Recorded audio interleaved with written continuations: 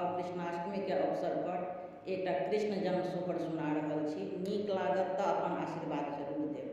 तो आओ सुनू कि कृष्णाष्टमी के अवसर पर कृष्ण जन्म सोहर।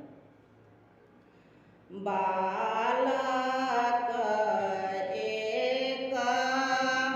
हम देखल अद्भुत सुंदर रे ललन रे सुंदर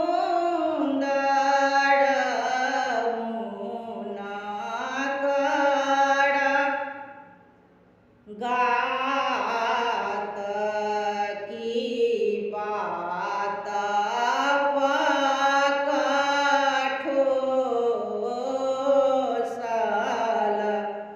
रे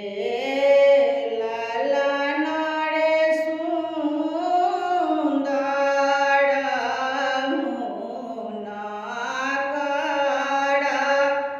गात की बात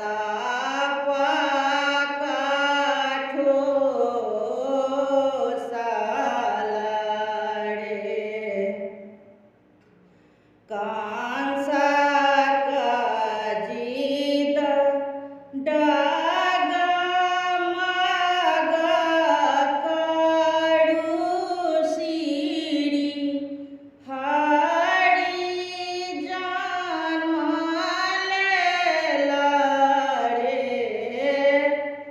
ललन रे पूतना के देलक आदेश की गोकुल जाए तरे ललन रे पूतना के देलक आदेश की गोकुल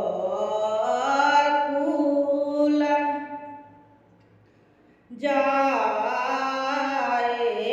तरे थान भारी लेल विष ले बहुत बुद्धिरा चालक रे ललन रे पैसल नंदा के द्वार यशोदा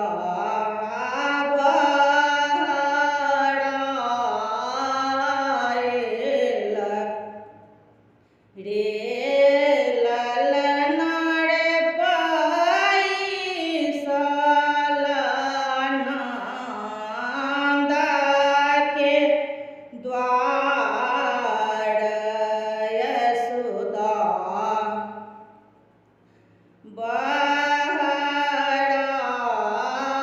बहराएल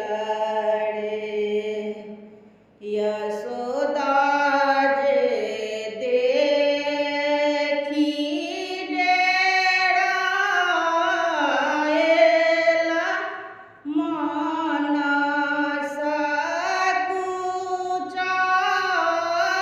सकुचाएल रे